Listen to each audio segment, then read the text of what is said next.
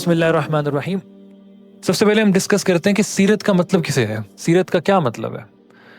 دا word سیرا is an Arabic word. Basically اس کا مطلب ہوتا ہے راستہ. راستہ عربی زبان میں کہا جاتا ہے سار الفلان. سارا یسیرو کا مطلب ہوتا ہے چلنا، راستہ. تو سیرت کا مطلب یا جو لٹرل میننگ ہے، جو لفظی معنی ہے سیرت کا، وہ کیا ہے؟ راستہ. کس کا راستہ؟ کس کا راستہ؟ عمومی معنی کہتے ہیں کسی کا راستہ ہو سکتا ہے. سیرت سے مراد راستہ ہے تو راستہ کسی کا بھی ہو سکتا ہے. راستہ اچھے انسان کا بھی ہو سکتا ہے، برے انسان کا بھی ہو سکتا ہے. راستہ صحابہ کا بھی ہو سکتا ہے، عام انسانوں کا بھی ہو سکتا ہے. لیکن عرف کے اندر یہ سیرت کا جو لفظ ہے یہ اتنا زیادہ آپ علیہ الصلوۃ والسلام کے لیے استعمال ہوا ہے کہ یہ لفظ جو ہے وہ خاص اب نبی صلی اللہ علیہ وآلہ وسلم کے لیے یوز کیا جاتا ہے. ویسے اگر کوئی ایک شخص یہ کہے کہ سیرت ابو بکر صدیق رضی اللہ تعالیٰ عنہ، تو یہ بھی ٹھیک ہے. یعنی ابو بکر صدیق رضی اللہ تعالیٰ عنہ کا وے آف لائف، راستہ. اگر کوئی شخص کہے سیرت عمر بن خطاب رضی اللہ تعالیٰ عنہ، تو یہ بھی ٹھیک ہے.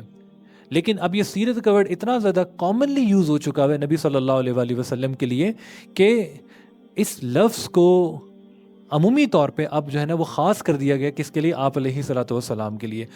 تو جو سیرت کا لفظ ہے اس کو نوٹ کر لیں. سیرت کا مطلب ہے عربی زبان کے اندر راستہ. اگر انگلش کے اندر اس کو ٹرانسلیٹ کریں بیہیویئر، کانڈکٹ، ایٹیچیوڈ، ان تمام چیزوں کا مطلب کیا ہے؟ سیرت. اور عربی زبان کے اندر میں نے آپ کو بتایا سار الفلان کا ایک جملہ بولا جاتا ہے، اس کا مطلب ہوتا ہے فلاں کا راستہ. اور جب سیرت سے مراد لیا جائے گا تو سیرت نبی صلی اللہ علیہ وآلہ وسلم جب کہا جائے گا سیرت النبی صلی اللہ علیہ وآلہ وسلم، اس کا مطلب ہوگا نبی صلی اللہ علیہ وآلہ وسلم کا راستہ، ان کا وے آف لائف، ان کا بیہیویئر، ان کا کانڈکٹ. سیرت پڑھنے کی کیا امپورٹنس ہے؟ سیرت ہم پڑھ رہے ہیں، اس کی کیا امپورٹنس ہے، کیا اہمیت ہے، کیوں سیرت پڑھنا ضروری ہے؟ آج کا جو ہمارا سیشن ہے اس کے اوپر مینلی ہم اسی کے اوپر فوکس کریں گے کہ سیرت پڑھنے کی کیا اہمیت اور کیا امپورٹنس ہے، کیوں سیرت کو پڑھا جائے. سب سے پہلا پوائنٹ، سیرت نبی صلی اللہ علیہ وآلہ وسلم اسلام کی ہسٹری ہے، اسلام کی تاریخ ہے.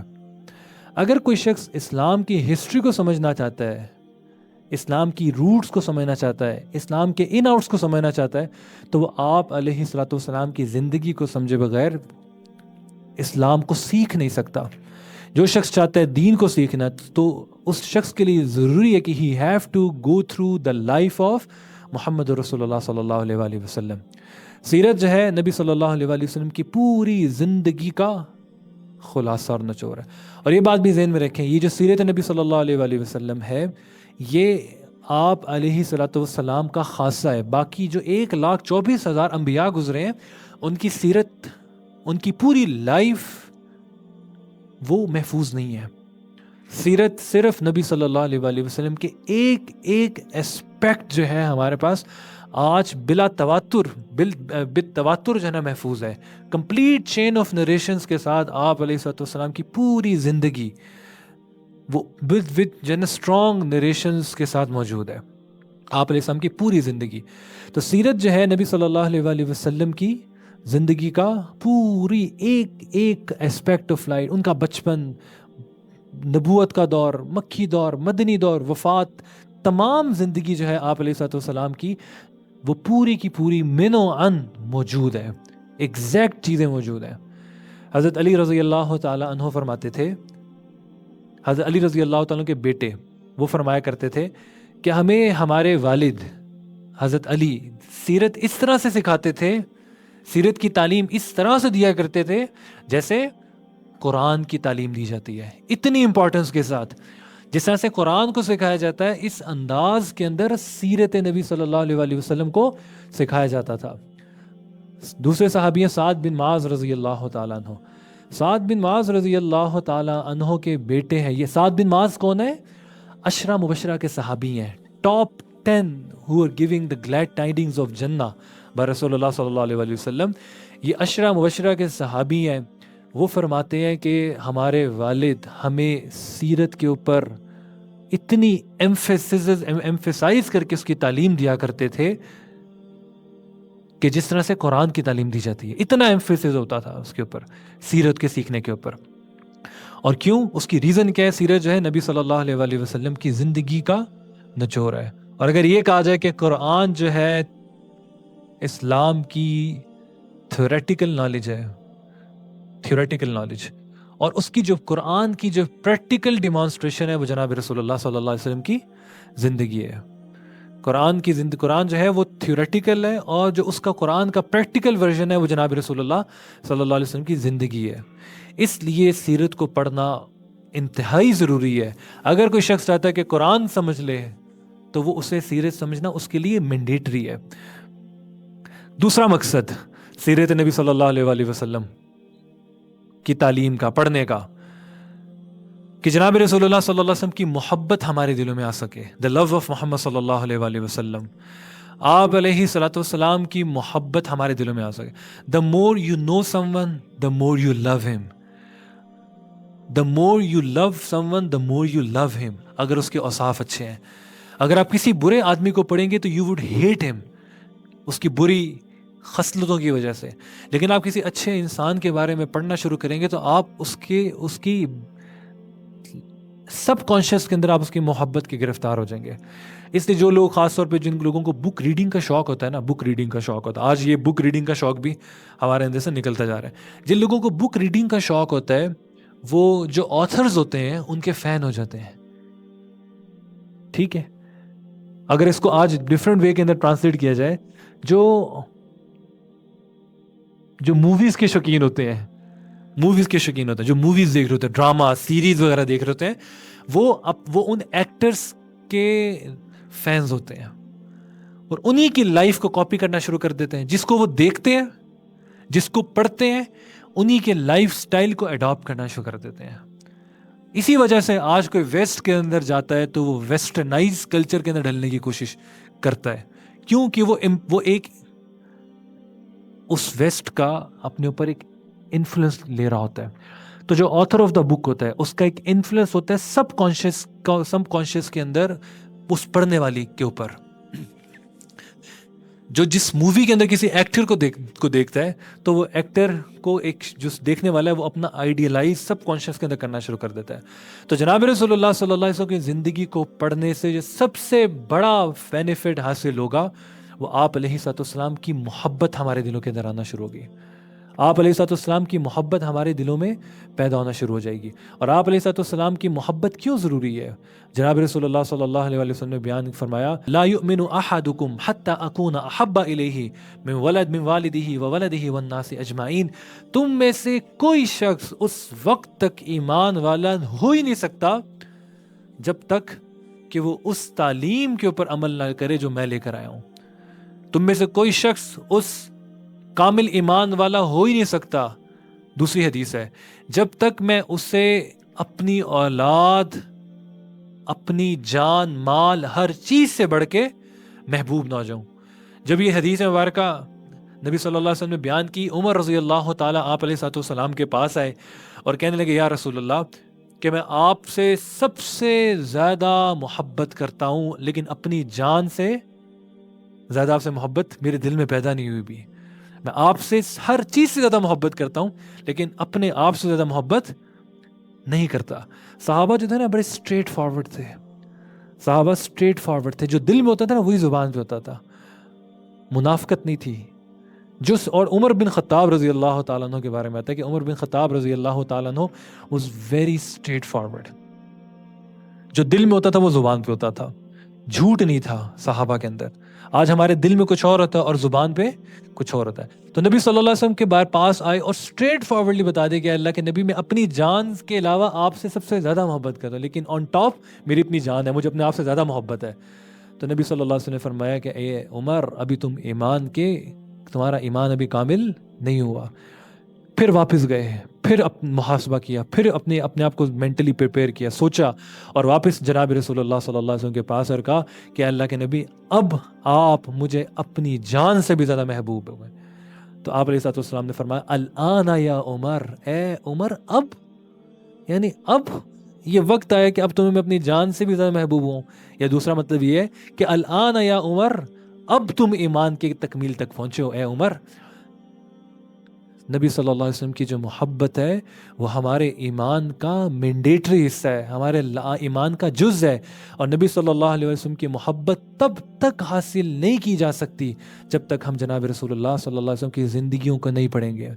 صحابی ہے عمر بن عاص رضی اللہ تعالیٰ عنہ, میں نے عمر بن خطاب کا بتایا, عمر بن عاص رضی اللہ تعالیٰ عنہ وہ فرماتے ہیں جب وہ ایمان نہیں لے کر آئے تھے, وہ جب ایمان نہیں لے کر آئے تھے تو کہتے تھے کہ مجھے دنیا کے اندر جو سب سے زیادہ مبغوض اور برا شخص لگتا تھا اپنی لائف کے اندر وہ محمد صلی اللہ علیہ وآلہ وسلم.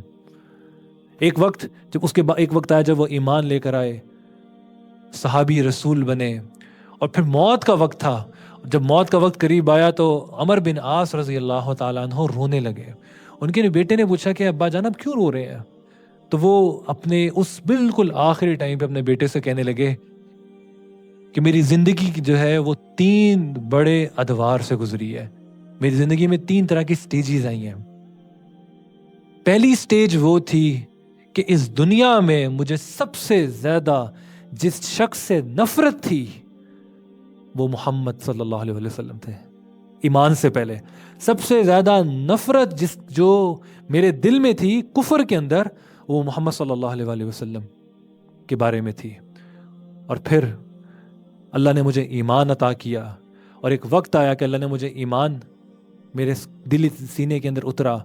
اس کے بعد مجھے اس دنیا کے اندر جو سب سے زیادہ محبت تھی وہ جناب رسول اللہ صلی اللہ علیہ وآلہ وسلم سے تھی. اگر میں پہلی حالت میں مر جاتا تو میرا انجام یقینی یہ ہوتا کہ میں جہنم میں جاتا. اگر میں دوسری حالت میں مر جاتا تو مجھے یقین تھا کہ میں جنت میں جاتا, اللہ میرے سے راضی ہوتے ہیں.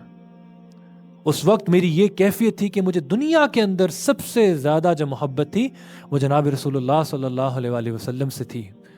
اور ان کے بارے میں آتا ہے کہ یہ نبی صلی اللہ علیہ وآلہ یہ فرماتے ہیں عمر بن عاص رضی اللہ تعالیٰ عنہ کہ اگر مجھے کوئی شخص کہے کہ میں جناب رسول اللہ صلی اللہ علیہ وسلم کو ایکسپلین کر سکوں آپ علیہ الصلوۃ والسلام کیسے تھے, تو میں ایکسپلین نہیں کر سکتا. لجلالہ و کرامتہ, آپ علیہ الصلوۃ والسلام کے جلال اور کرامت کی وجہ سے میں آپ علیہ الصلوۃ والسلام کی طرف آنکھ اٹھا کے دیکھ بھی نہیں سکتا تھا, ادب احترام کی وجہ سے. یہ دوسرا دور تھا کہ اگر مجھے آج کوئی کہے کہ نہ محمد صلی اللہ علیہ وسلم کی شکل صورت کیسی تھی تو میں ایکسپلین نہیں کر سکتا کہ آپ علیہ الصلوۃ والسلام کس طرح کے تھے, کہ میں آنکھ اٹھا کے دیکھتا تھا اور عظمت کی وجہ سے اپنی آنکھوں کو جھکا لیتا تھا. میں آنکھ بھر کے نبی صلی اللہ علیہ وآلہ وسلم کو دیکھ بھی نہیں سکتا تھا.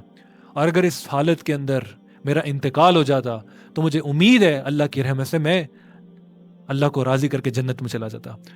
اور اب میری زندگی کا تیسرا دور جب جناب رسول اللہ صلی اللہ علیہ وسلم دنیا سے پردہ فرما گئے, اور اب مجھے نہیں پتا, اب تیسرے دور سے مراد ان کے موت سے پہلے کا وقت ہے. اب مجھے نہیں پتا کہ میں کس کیفیت کے اندر ہوں. مجھے نہیں پتا کہ مجھے اللہ میرے گناہوں کو معاف کریں گے, جنت میں ڈالیں گے, یا میں جہنمی ہوں گا. میں اپنے بارے میں کچھ نہیں کہہ سکتا. تو عمر بن عاص رضی اللہ تعالیٰ عنہ جو سب سے زیادہ نفرت کرتے تھے زمانے جہالت کے اندر آپ علیہ الصلوۃ والسلام سے, محمد رسول اللہ صلی اللہ علیہ وسلم سب سے زیادہ ان کے محبوب ہو گئے. کس وجہ سے؟ آپ علیہ الصلوۃ والسلام کے ساتھ رہنے کی وجہ سے, آپ علیہ السلام کو دیکھنے کی وجہ سے. اور یہ سیرت ایسے ہی ہے گویا کہ یہ جو مجالس ہیں یہ گویا ایسی ہیں جس میں جناب رسول اللہ صلی اللہ علیہ وسلم کی ہم مجلس میں بیٹھے ہوئے ہیں. جن مجالس میں جناب رسول اللہ کا تذکرہ ہو, جن مجالس کے اندر احادیث مبارکہ پڑھی جائیں, گویا کہ یہ وہ مجالس ہیں ہمارے لیے, یہ وہ مجالس ہیں کہ جس میں جناب رسول اللہ صلی اللہ علیہ وسلم گویا کہ ہم نبی صلی اللہ علیہ وسلم کی مجلس میں موجود ہیں. تو عمر بن عاص. اس کے بعد تیسرے صحابی ہیں سہیل بن عمر رضی اللہ تعالیٰ عنہ. سہیل بن عمر رضی اللہ تعالیٰ عنہ یہ اس وقت قریش کے سردار تھے, بعد میں ایمان لے آئے. قریش کے سردار تھے, اور اگر یہ کہا جائے کہ یہ انٹرنیشنل نیگوشیٹر تھے.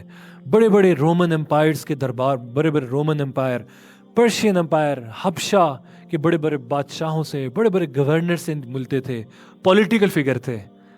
اور یہ کہتے ہیں کہ حدیبیہ کے موقع پہ, صلح حدیبیہ انشاءاللہ سیرت کے اندر آئے گی, حدیبیہ کے موقع پہ انہیں سہیل بن عمر کو مسلمانوں کے ساتھ مذاکرات کے لیے, نیگوسیشنز کے لیے بھیجا گیا.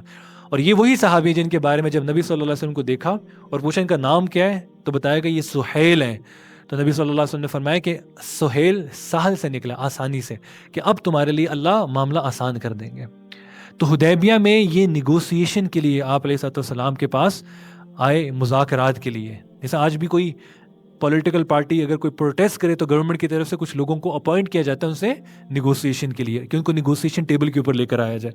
تو سہیل بن عمر اس ٹائم کے انٹرنیشنل نیگوسیشن تھے. جیسا اس ٹائم پہ قطر نیگوسیشن کروا رہا تھا حماس اور اسرائیل کے درمیان، تو جو حیثیت اس ٹائم پہ قطر کی تھی وہ اس ٹائم پہ سہیل بن عمر، ویژولائز کرنے کے لیے بس آپ اتنا سمجھ لیں کہ انٹرنیشنلی معاملات کی نیگوسیشن کروایا گیا. اتنے اسٹرانگ ہیڈڈ آدمی تھے. یہ جب آئے نبی صلی اللہ علیہ وسلم کی خدمت کے اندر، انہوں نے صحابہ کو دیکھا.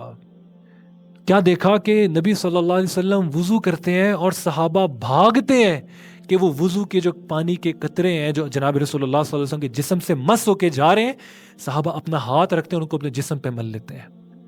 نبی صلی اللہ علیہ وسلم کوئی حکم دیتے ہیں اور صحابہ اپنی جانیں نچھاور کر دیتے ہیں. آپ علیہ السلام کوئی بات ابھی زبان سے نکالتے نہیں ہیں، نکالتے ہیں، صحابہ اس پہ فوراً عمل کر لیتے ہیں. وَسَمِعْنَا وَأَطَعْنَا، قرآن نے اس کو اس طرح سے ایکسپلین کیا، وَسَمِعْنَا وَأَطَعْنَا. صحابہ یہ تھے، سنتے تھے اور مان لیتے تھے. درمیان میں کوئی پروسیسنگ فیز نہیں تھا کہ وَسَمِعْنَا وَفَقَهْنَا کہ ہم سنیں گے، سوچیں گے، کچھ ٹائم بائے کریں گے، اس کے بعد عمل کریں گے. نہیں، صحابہ ویٹ کرتے تھے کہ ابھی نبی صلی اللہ علیہ وسلم کی زبان اطہر سے کچھ نکلے اور ہم اس پہ عمل کر لیں. تو یہ سہیل بن عمر نے جب اس کو اپنی آنکھوں سے دیکھا تو یہ واپس قریش کے سرداروں کے پاس آئے اور کہنے لگے تم دنیا ادھر سے ادھر کر لو، تم محمد عربی کو شکست نہیں دے سکتے، اور یہ غالب آ کے رہیں گے. ابھی ایمان نہیں لائے تھے. یہ ان کا انالیسس تھا کفر کے اندر کہ محمد وہ کہنے لگے کہ میں نے رومن امپائر دیکھا ہے، میں نے پرشین امپائر دیکھا ہے، میں نے حبشہ کے بادشاہوں کو دیکھا ہے، لیکن جتنی محبت کسی لیڈر سے کسی لیڈر سے اس کے فالوورز جتنے کر رہے ہیں، صحابہ فالوور تھے نا، نبی صلی اللہ علیہ وسلم لیڈر تھے، اتنی محبت میں نے کہیں نہیں دیکھی. کیس اور کسرا میں بھی نہیں دیکھی، رومن امپائر میں بھی نہیں دیکھی. تو صحابہ نے نبی صلی اللہ علیہ وسلم، یہ سہیل بن عمر بعد میں صحابی رسول بنے. تو اتنی محبت نبی صلی اللہ علیہ وسلم سے کس طرح سے پیدا ہوئی؟ وہ جناب رسول اللہ صلی اللہ علیہ وسلم کی صحبت. اور یہ جو حلقے ہیں جس میں جناب رسول اللہ صلی اللہ علیہ وسلم کا تذکرہ کیا جاتا ہے، گویا یہ نبی علیہ الصلوۃ والسلام کی صحبت ہے جو آج ہمارے لیے، آج دیکھیں ہم نبی صلی اللہ علیہ وسلم کی صحبت تو اختیار نہیں کر سکتے، صحابہ نے نبی صلی اللہ علیہ وسلم کی صحبت کو اختیار کیا. اگر کوئی آج شخص چاہتا ہے کہ جناب رسول اللہ کی صحبت اختیار کرے، آپ علیہ السلام کی کمپنی کے اندر بیٹھے، تو وہ ایسے حلقوں کے اندر شامل ہو جہاں پہ جناب رسول اللہ صلی اللہ علیہ وسلم کی احادیث مبارکہ کو بیان کیا جاتا ہے، اور جہاں پہ آپ علیہ السلام کی سیرت محمدیہ کو بیان کیا جاتا ہے. محمد نام، آپ علیہ السلام کا نام محمد ہے.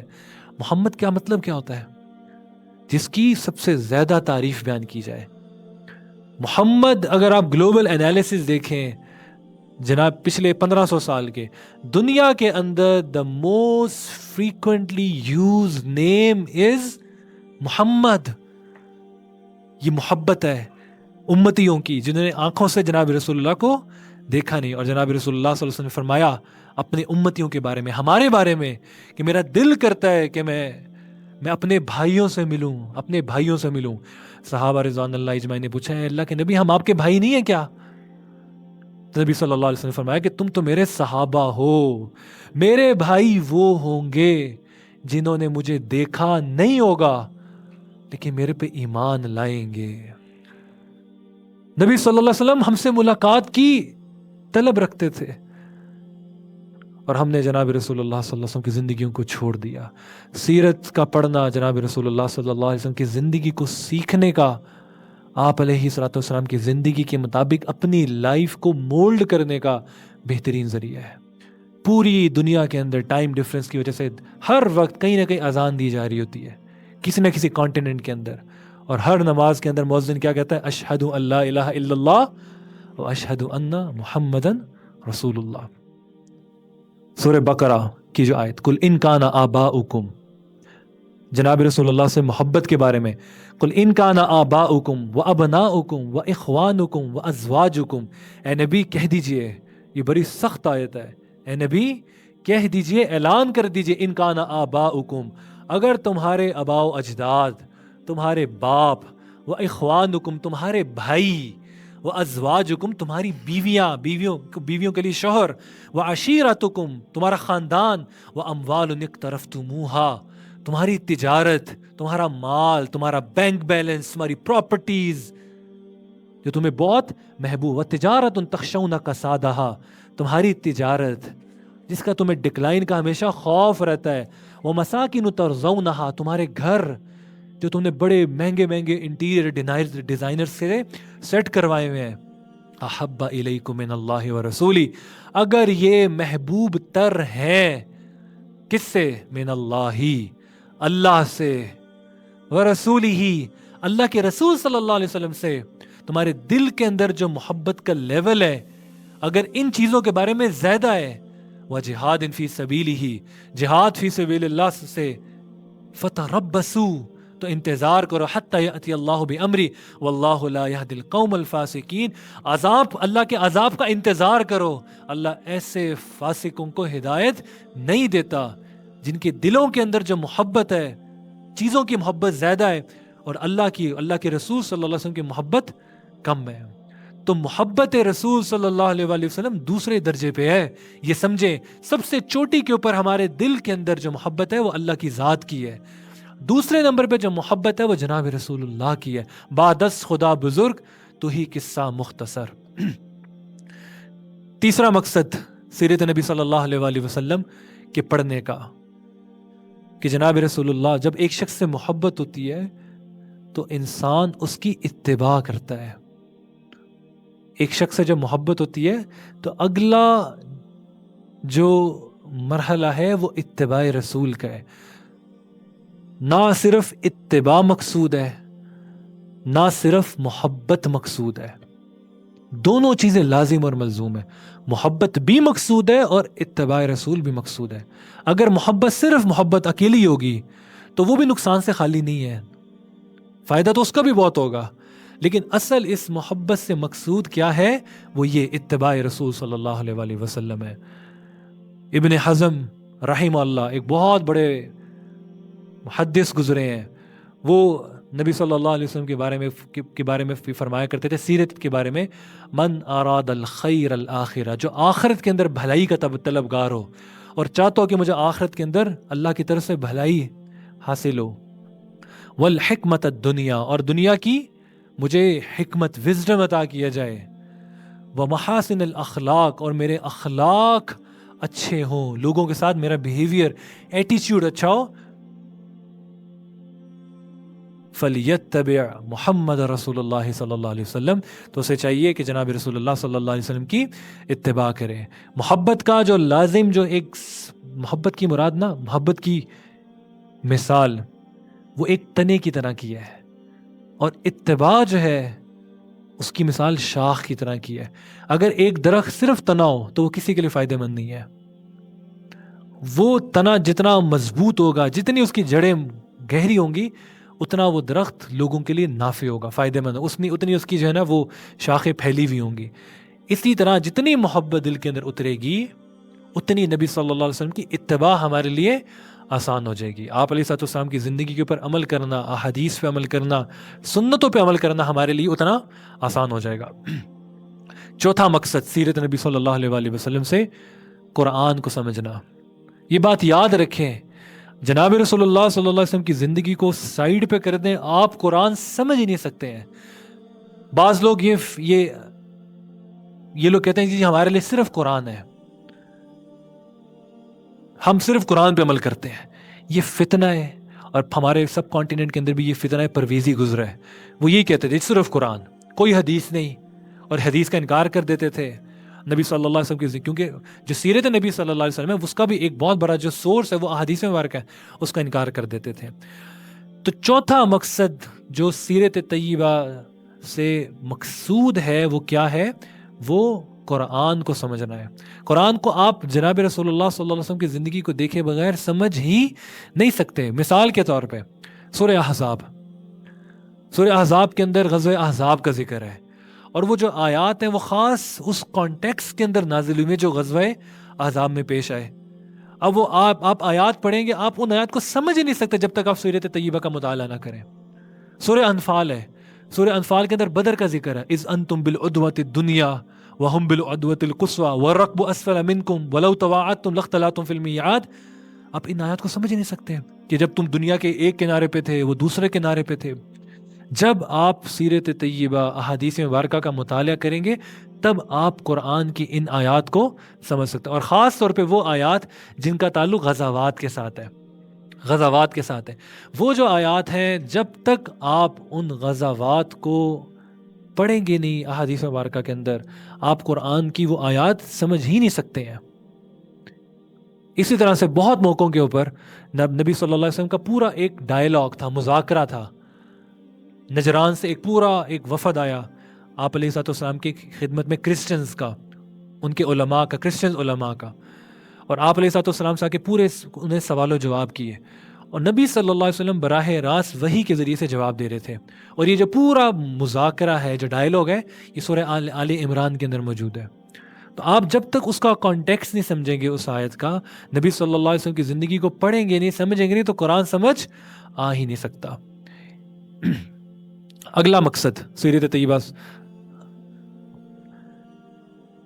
مدینہ کی ریاست کی بات تو بہت کی جاتی ہے. مدینہ کی ریاست، اسلام کے نظام کی بات بھی کی جاتی ہے. بہت سے لوگ ہیں اسلام کے نظام کی بات کرتے ہیں، بہت اصل مقصود نظام ہے، لیکن اسلام کا نظام کیسے قائم ہوگا؟ کس انداز کے اندر نظام مصطفیٰ قائم ہوگا؟ کس طرح سے مدینہ کی ریاست وجود کے اندر آئے گی؟ اس کی مکمل گائیڈ لائن ہمیں کہاں سے ملے گی؟ وہ سیرت طیبہ سے ملے گی. نبی صلی اللہ علیہ وسلم کی زندگی میں جتنے واقعات پوری سیرت کے اندر آپ لوگ پڑھیں گے، سنے ہوں گے آپ نے، وہ نہ ہیپ ہیزڈ نہیں ہے، ہنگامی طور پہ نہیں ہے کہ کوئی واقعہ ہوا اور اس کے بعد نبی صلی اللہ علیہ وسلم کا ریئیکشن آتا اس کے اوپر. آپ علیہ الصلوۃ والسلام کی جو پوری زندگی 23 سالہ دور ہے، وہ پلانڈ اور سٹرکچرڈ ہے اللہ کی طرف سے. جتنے واقعات، جتنے چیزیں جو ہیں، وہ نبی صلی اللہ علیہ وسلم کی جو پوری زندگی ہے وہ اللہ نے پلان کی ہے. اور آج اگر کوئی شخص چاہتا ہے کہ اسلام کا نظام قائم ہو سکے، مدینہ کی ریاست قائم ہو سکے، تو اس کے لیے جو گائیڈ لائن ہے وہ سیرت طیبہ ہے، کہ کس طرح سے نبی صلی اللہ علیہ وسلم نے پہلے 13 سال مکہ کے اندر گزارے. اس 13 سال کے مکی دور میں شروع کے کچھ سال خفیہ دعوت دی، پھر اعلانیہ دعوت، پھر تکالیف برداشت کی، دعوت فلات اف بھی نہیں کرنا، کسی کو جو ہے نا کچھ کہنا بھی نہیں، رسپونڈ بھی نہیں کرنا. 13 سال کا مکی دور مشکلات سے بھرا ہوا ہے، تکالیف سے بھرا ہوا ہے. صحابہ کو تکالیف دی جا رہی. بلال حبشی رضی اللہ تعالی عنہ، حضرت سمیہ رضی اللہ تعالی عنہ کو دو جو ہے نا وہ اونٹ کے ایک اونٹ کو ان کی ایک ٹانگ سے دوسرے اونٹ کو دوسری ٹانگ سے باندھ دیا گیا اور دونوں کو مخالف سمت میں بھگایا گیا اور ان کے 2 ٹکڑے ہو گئے. یہ اسلام کی پہلی شہید خاتون ہے. یہ سارا جو دور ہے، تکالیف اٹھائی ہے، برداشت کیا ہے، 13 سال کا دور ہے. پھر آخری 10 سال میں جہاد کیا نبی صلی اللہ علیہ وسلم نے، پھر بدر لڑا ہے، پھر غزوہ احزاب، خندق. یہ پورا ایک سٹیپ بائی سٹیپ گائیڈ ہے کہ کس طرح سے نظام قائم ہوتا ہے اسلام کا. اسلام کا نظام یہ نہیں ہے کہ آپ بٹن دبا دیں اور اسلام کا نظام قائم ہو جائے گا. لوگ اس کو ایکسیپٹ کرنے کی پوزیشن میں نہ ہو اور آپ ان کے اوپر اسلام کو مسلط کر دیں، اسلام کے نظام کے اوپر، تو لوگ اس کو تسلیم کر لیں گے. اگر یہ میتھڈالوجی ٹھیک ہوتی تو 13 سال کا مکی دور نہ آتا.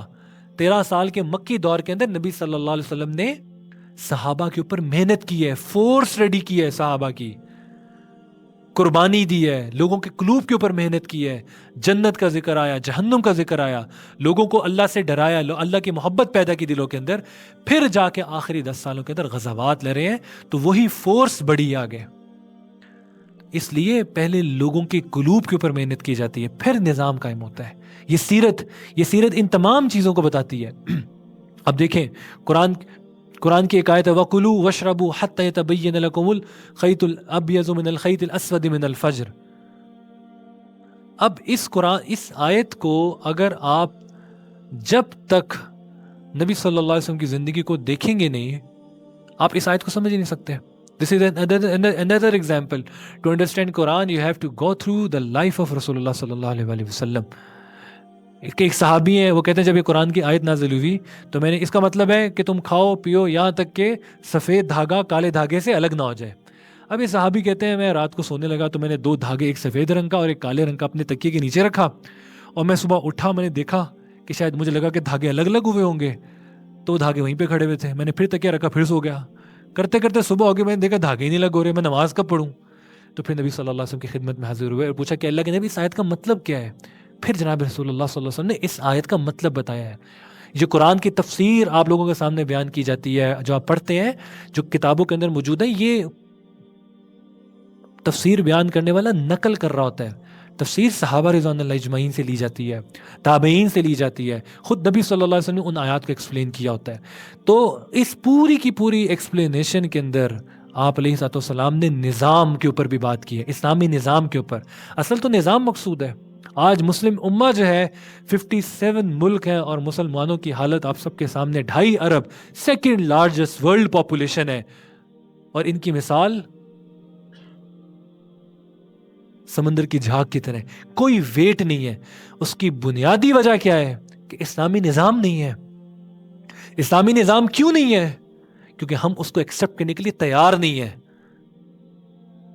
یہ بھی مانے پہلے لوگوں کے اوپر محنت ہوتی ہے، اس کے بعد اسلام کا نظام آتا ہے۔ لوگ ریڈی ہوں گے، اس کے بعد اسلام کا نظام آئے گا۔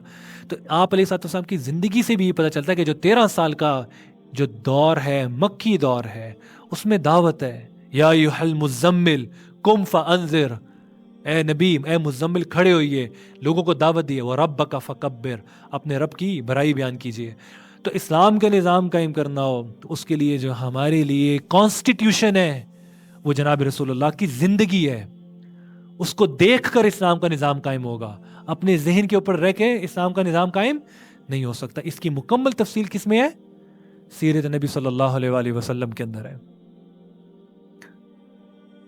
چھٹا پوائنٹ، مقصد سیرت نبی صلی اللہ علیہ وآلہ وسلم۔ آج چونکہ انٹروڈکشن ہے، اور ہم سیرت کو ایکسپلین کرنے سے پہلے ایک انٹروڈکشن آپ لوگوں کے سامنے آ جائے گا، امپورٹنس۔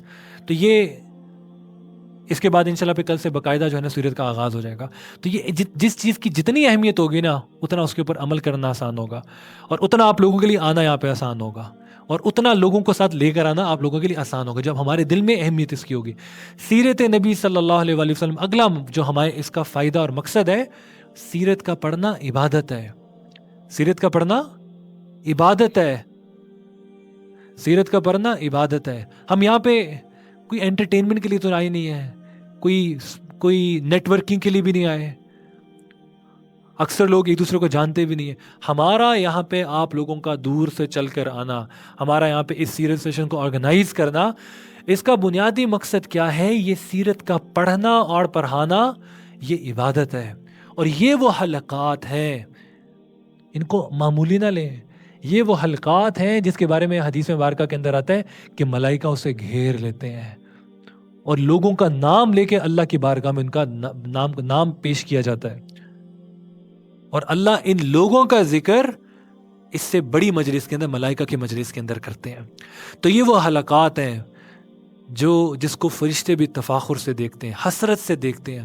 تو سیرت کا پڑھنا، پڑھانا، سمجھنا عبادت ہے۔ قل ان کنتم تحبون اللہ فاتبعونی یحببکم اللہ ویغفر لکم واللہ غفور الرحیم، کہ اے نبی کہہ دیجئے ان کنتم تحبون اللہ، اگر تم اللہ سے محبت کرتے ہو، اللہ سے محبت کا دعویٰ کرتے ہو، فاتبعونی، تو اے رسول کریم آپ اعلان کر دیجئے، فاتبعونی، میری اتباع کرنی پڑے گی، یحببکم اللہ، اگر تم لا الہ الا اللہ کا اقرار کرتے ہو تو محمدی روپ محمدی رنگ میں رنگنا پڑے گا، جناب رسول اللہ کی زندگی کو اپنانا پڑے گا، آپ علیہ الصلوۃ والسلام کے لائف سٹائل کو اپنانا پڑے گا۔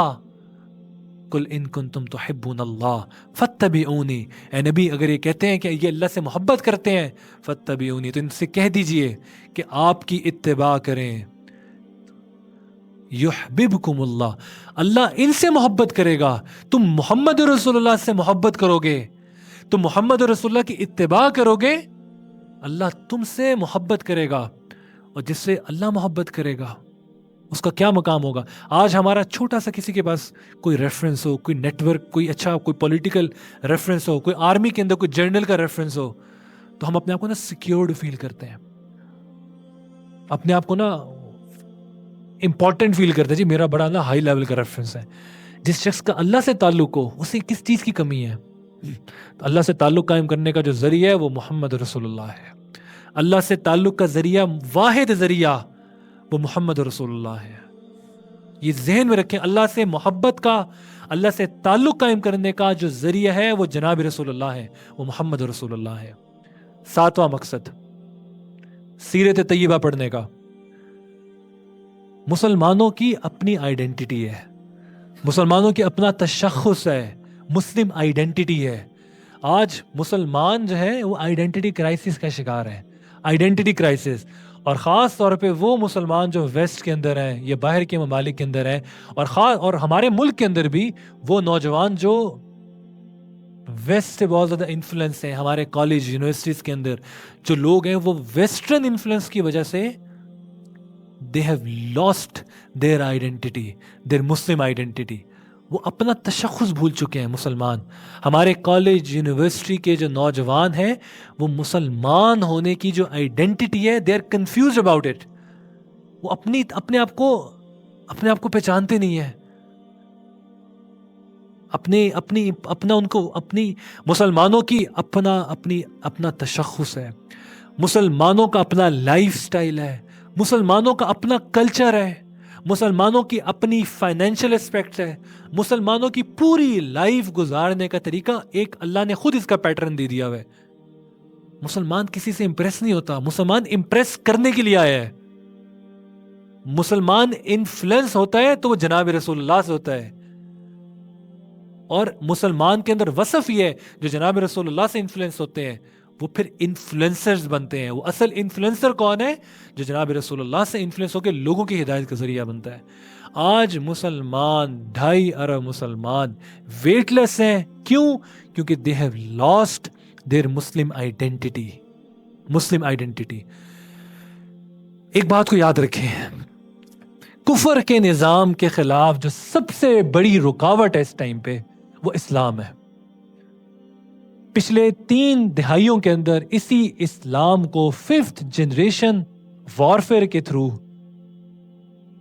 مسلمان کو اور مسلم آئیڈینٹی کے حامل لوگوں کو ایک لیبل دے دیا گیا، دہشت گردوں کا، ایکسٹریمزم کا، ٹیررزم کا۔ یہ ہم پہ ایفرٹ ہوئی ہے، یہ ایسے جو ہے نا، میں آپ جو سامنے آپ کوٹ دیکھ رہے ہیں، یہ تھامس ایل، نام بھی اتنا مشکل ہے، فریڈ مین، ہاں، یہ ٹائمز آف نیو یارک کا آتھر ہے، بڑا فیمس آتھر ہے۔ اس نے ایک دفعہ پبلش کیا نیوز پیپر کے اندر یہ کوٹ: The hidden hands of the market will never work without a hidden fist. McDonald cannot flourish without McDonnell Douglas, the designer of F-15۔ بڑا مشکل اوکھی سٹیٹمنٹ ہے۔ مطلب اس کا یہ ہے کہ there is a global culture، there is a global culture جو ہم پہ امپوز کیا جاتا ہے۔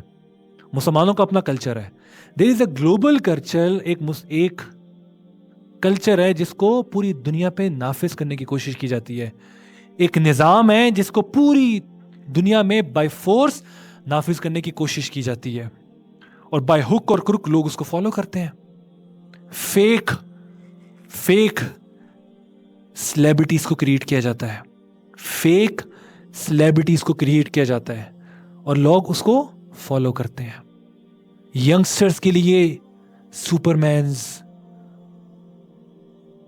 Tom cruise, spider man. आज हमारे जो यंगस्टर्स हैं वो आइडियलाइज कर रहे हैं स्पाइडर मैन को, वो आइडियलाइज कर रहे हैं आयरन मैन को, वो आइडियलाइज कर रहे हैं हल्क को. मैं एक हिफ्स के मदरसे में था, मुझे एक हिफ्स का स्टूडेंट कहने लगा I want be like Hulk.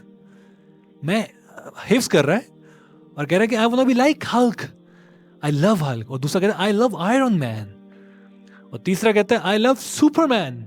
ये हमारे हिफ्स के जो बच्चे हिफ्स कर रहे हैं, जो यानी कि रिलीजियस बैकग्राउंड से, ये उनके जहन में एक फेक आइडियल्स को पैदा किया जा रहा है, मसनूई बुतों को पैदा किया जा रहा है, और लोग इनको फॉलो करते हैं. हाँ, म्यूजिशियंस, जिनको म्यूजिक का शौक है उनके लिए म्यूजिशियंस. मेरे साथ एक कॉलीग था KPMG के अंदर, कैन यू इमेजिन, वो कॉलीग, वो एक टाइम के अंदर ही वॉज वेरी रिलीजियस, लेकिन वो गाने नहीं छोड़ता था, वो लेडी गागा को सुनता था. लेडी गागा, अब लेडी गागा को आप लोगों ने सर्च नहीं करना जाके, लेडी गागा बहुत बड़ी कोई म्यूजिशियन है और उसके गाने, और पता नहीं लाखों लोग उसको, लाखों नहीं करोड़ों लोग उसके शायद फॉलोअर होंगे. कैन यू इमेजिन, वो लेडी गागा को सुन सुन के he become an atheist, he become literally he become an atheist. और मैं जब उससे मिला, मुझे कहता है पता नहीं यार, मतलब आई एम कंफ्यूज कि पता नहीं ये सब बातें हैं, ये क्या है. और मुझे फिर एक दफ़ा उससे मेरी जब गपशप हुई तो उसने मुझे ना डिटेल में बताया कि मैं तो बड़ा सूफी था, मैं टोपी लेता था, मैं जुब्बा पहनता था और ये और वो, तो लेकिन मैं लेडी गागा को सुन सुन के ना आई बिकम एन एथियस्ट. मैंने कहा क्यों? Because she was an atheist. और उसके गानों के अंदर उसको प्रमोट किया जाता है. ये स्लोगन्स जो चलते हैं, ये स्लोगन्स, ये हमारी ना ज़हन साजी कर रहे होते हैं. ये जो इमेजेस बिल बोर्ड्स पे नजर आ रही होती हैं, ये हमारी माइंड को ना ये चीज़ें नॉर्मलाइज करें हमारे कल्चर के. अब तो बहुत सी चीज़ नॉर्मलाइज हो चुकी है, हमें पता भी नहीं चला.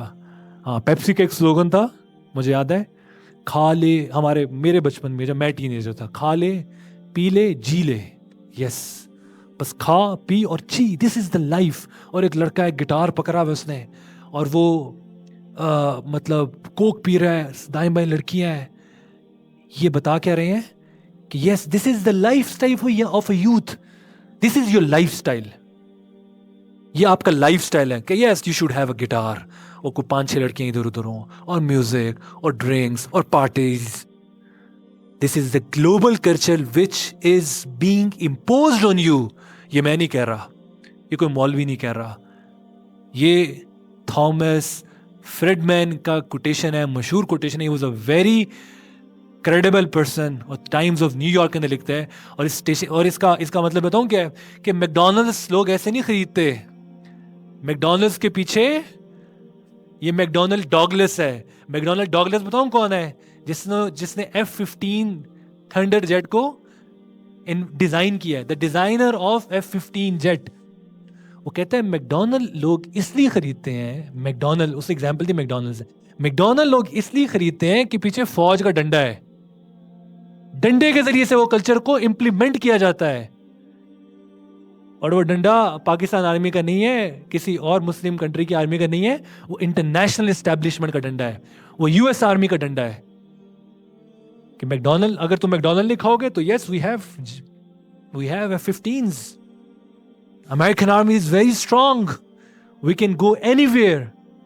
अब वो किस जहाज से उन्होंने अटैक किया था ईरान में, पता नहीं. हाँ, B-2 बॉम्बर्स, रडार भी ट्रैक नहीं करता. Yes, you have to follow it, otherwise we are very advance. हम लोग तुम्हारा ताकुब करेंगे. They try to impose there cultures, there artificial celebrities, and they want to engrave it on the minds of our youngsters. हमारे जो नौजवान हैं, they are at risk. किस चीज के रिस्क के ऊपर? ईमान का रिस्क है. पेरेंट्स के ऊपर एक बहुत बड़ी इस टाइम पे रिस्पॉन्सिबिलिटी है. पेरेंट्स के ऊपर बहुत बड़ी रिस्पॉन्सिबिलिटी है अपने औलाद की ईमान की. जो सिचुएशन है, जो वेस्टर्न डोमिनेंस है हमारे ऊपर, और ये वो गोरे एक्सेप्ट करते हैं कि ये इंटरनेशनल ग्लोबल कल्चर है जो इंपोज किया जाता है लोगों के ऊपर. फेक आइडियाज बनाए जाते हैं, सेलिब्रिटीज बनाए जाते हैं जिनको यूथ सुनती है, उनको फॉलो करती है. क्यों? تاکہ ان کی اندر ان کی ورلڈ ڈومیننس قائم ہو سکے. اور سب سے بڑی رکاوٹ ان کے خلاف وہ اسلام ہے. اس لیے اسلام ان کے سب سے اوپر نشانے کے اوپر، سب سے بڑے نشانے کے اوپر ہے. تیر بہدف مسلمان اسلام. اس لیے دنیا کے اندر کوئی بھی ٹیررسٹ اٹیک ہو، کبھی اس ٹیررسٹ اٹیک کو ریلیجن کے ساتھ نہیں جوڑا جاتا. ہٹلر 60 لاکھ لوگوں کو مارا. کبھی کسی نے کہا ہٹلر کون تھا؟ کرسچن تھا. کبھی کسی نے کہا آج تک کہ کرسچن دہشت گرد ہوتے ہیں؟ 60 لاکھ مسلمانوں کو مار دیا، 60 لاکھ یہودیوں کو مار دیا ہے. اسامہ بن لادن اور طالبان کی فگرز، ان کی شکلیں ہمارے ذہنوں کے اندر انگریو کی گئی کہ یہ نا فنڈامنٹلسٹ ہیں. Don't be like them. Yes, be like Tom Cruise, be like Spider man, be like Iron man. ادھر سے فیک آئیڈیاز کو کھڑا کیا جاتا ہے اور ادھر سے جو اہل حق لوگ ہوتے ہیں ان کو ولن کے طور پہ پورٹری کیا جاتا ہے. This is the global culture which is being imposed on all of us. ہم آدھے مسلمان ہیں اور آدھے کافر ہیں. معذرت کے ساتھ میری بات کا برا نہ مانیے گا. ہم مسجد میں جا کے مسلمان ہیں، ہم تجارت کے اندر مسلمان نہیں ہیں. ہماری تجارتیں مسلمان ابھی نہیں ہوئی ہیں. ہمارے کالج یونیورسٹیز مسلمان نہیں ہوئے. بس ہم مسلمان ہیں مسجد تک. ہاں مسلمان گھرانے میں پیدا، لیکن ہمارے کاروبار مسلمان نہیں ہوئے، ہماری جابز ابھی مسلمان نہیں. اسلام نہیں داخل ہوا وہاں پہ. اسلام کے مطابق ہماری تجارت نہیں ہے. اسلام کے مطابق ہماری جابز نہیں ہے. اسلام کے مطابق ہمارا بینک، یہ جو جتنا اکانومی کا سسٹم ہے نہیں ہے. اسلام کے مطابق ہمارا یہ جو ایجوکیشن سسٹم ہے نہیں ہے. ہر جگہ تو اسلام کی ڈھنجیاں اڑائی جا رہی ہیں. اور we are living in Islamic Republic of Pakistan جو اسلام کے نام پہ بنی ہے. یہاں پہ یہ حال ہے. This is lack of Muslim identity. مسلمان امپریس نہیں ہوتا کسی سے. مسلمان امپریس ہوتا ہے تو جناب رسول اللہ سے ہوتا ہے. مسلمان امپریس ہوتا ہے تو صحابہ سے ہوتا ہے. Muslim identity, we are facing identity crisis. اور یہ جو گلوبل کلچر ہے ہمارے پہ امپوز کیا جا رہا ہے. اور پھر ہم پیئرس کے پریشر کے اندر آ کے، فیملی پریشر کے اندر آ کے وہ چیزیں کر رہے ہوتے ہیں which we were not supposed to do. تو this is the influence. اور دس از دا ریزن کہ we are lacking our Muslim identity. ہماری آئیڈیالوجی اور ہے، ہمارا مقصد اور ہے، ہمارا زندگی کا مقصد اور ہے. رشین آتھر، رشین ہسٹورین ہے بہت فیمس. اس کا یہ کوٹ ہے، to destroy your people you should first sever their roots. ان کی جڑوں کے اندر نا فساد ڈال دو. اگر کسی قوم کو تباہ کرنا چاہتے ہو، ان کی جڑوں کے اندر نا، ان کی جڑوں کو اکھیڑ دو. ان کی فاؤنڈیشن سے ان کو فنڈامنٹلسٹ کہہ دو. فنڈامنٹلسٹ. اگر تم کسی قوم کو ہلاک کرنا چاہتے ہو، ان کو ان کی جڑوں سے، اپنے فنڈامنٹل سے ہٹا دو. اس لیے آج کے جو مسلمان ہیں وہ they are Muslim because they are born in a Muslim family. They don't choose to become Muslim. We are all Muslims. ہم مسلمان ہیں کیوں؟ ہم مسلمان گھرانوں میں پیدا ہوئے ہیں. We don't choose to become Muslim. ہم نے اسلام کو پڑھا نہیں ہے، سمجھا نہیں ہے. وجہ سیرت جو ہے اس کی ریمیڈی ہے. سیرت is the remedy. If you want to establish a Muslim identity, if you want to be confident on it, if you want to be confident کہ confidence کے ساتھ مسلمان نبی صلی اللہ علیہ وسلم کی اتباع کرے، تو پھر سیرت پڑھنی پڑے گی. نبی صلی اللہ علیہ وسلم کی زندگی کو دیکھنا پڑے گا. اور نبی صلی اللہ علیہ وسلم کی زندگی، صحابہ کی زندگی، انبیاء کی زندگی، یہ جب انسان پڑھے گا، اس کے بعد اس کی جو پرسنالٹی ہے وہ آٹومیٹکلی گرومنگ ہوگی. اس پرسنالٹی گرو اپ ہو کے ایک مسلم آئیڈینٹی اختیار کر سکے گی. ہماری لوکل آئیڈینٹی، یہ بات یاد رکھیں، ہماری فرسٹ آئیڈینٹی کیا ہے؟ We are Muslims. This is our second identity کہ ہم پاکستانی ہیں. ہماری local identity should not overrule our Muslim identity. ہم مسلمان پہلے ہیں، پاکستانی بعد میں ہیں. ہم مسلمان پہلے ہیں، عربی بعد میں ہیں. ہم مسلمان پہلے ہیں اور ہماری ذات بعد میں ہے. ہم پاکستانی بعد میں ہیں. اگر جہاد بھی ہوگا تو وہ اسلام کے نام پہ ہوگا. یہ بھی جہاد کو بھی ٹینٹ کر دیا جاتا ہے آرمی کے اندر. خاص طور پہ جہاد مطلب آرمی صرف پاکستان نہیں, all across the world. We would defend our soil. We will defend each and every inch of the soil. ہاں نیت ٹھیک ہوگی تو پھر یہ جہاد ہوگا, یہ بات ذہن میں رکھیں.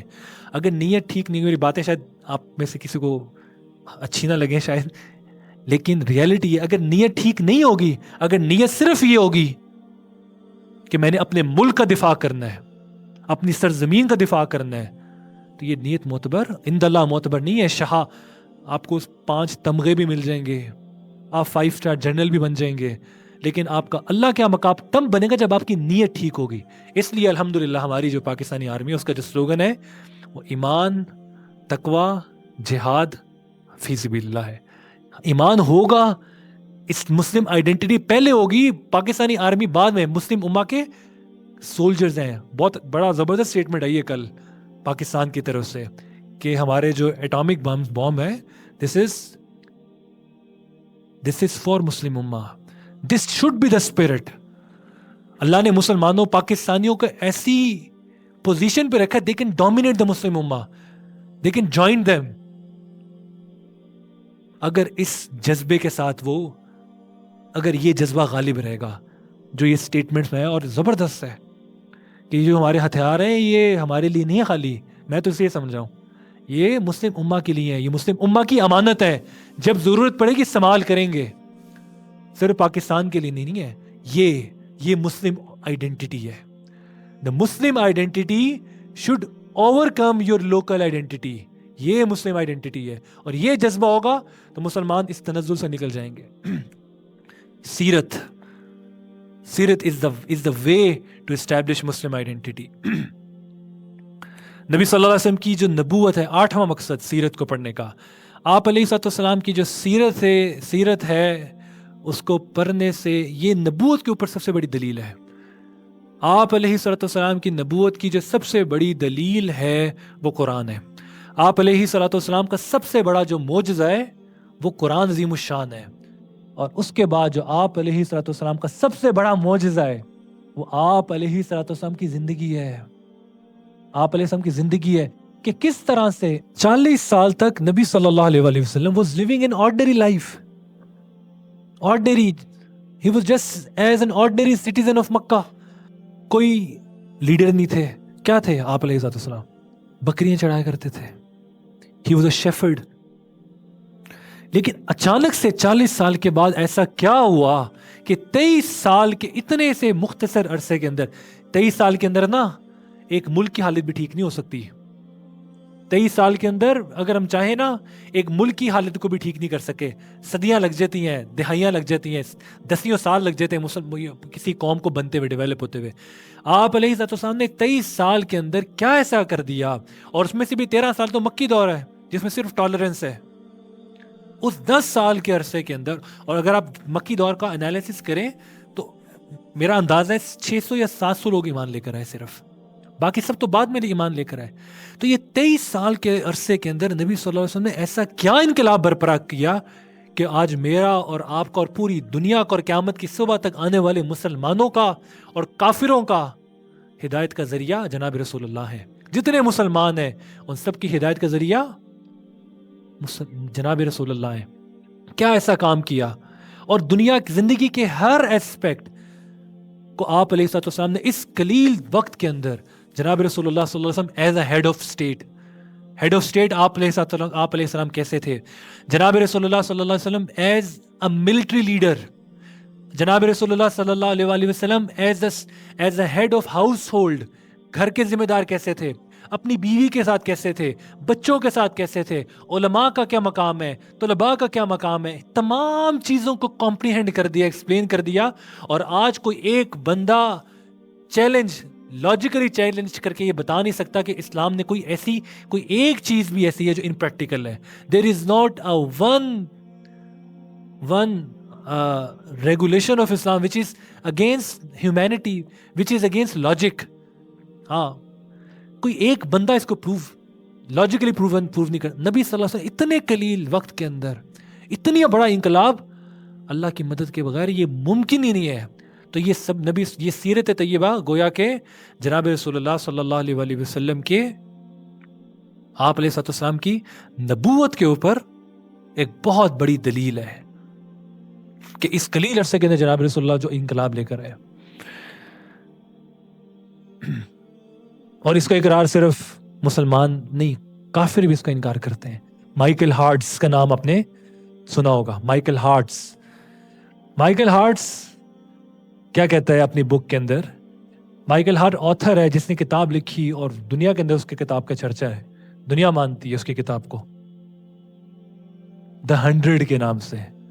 اس نے دنیا کے اندر آدم علیہ السلام سے لے کر آج تک، یعنی کہ اس کے اپنے دور تک پوری ہسٹری کو دیکھا، سالہ سال ٹٹولا، اور پھر 100 لوگوں کو اس نے شارٹ لسٹ کیا کہ یہ ہسٹری کے اندر یہ 100 لوگ گزرے ہیں. اور جناب رسول اللہ صلی اللہ علیہ وسلم کو he put Michael Hart is a Christian, آپ علیہ السلام کو آن ٹاپ رکھا.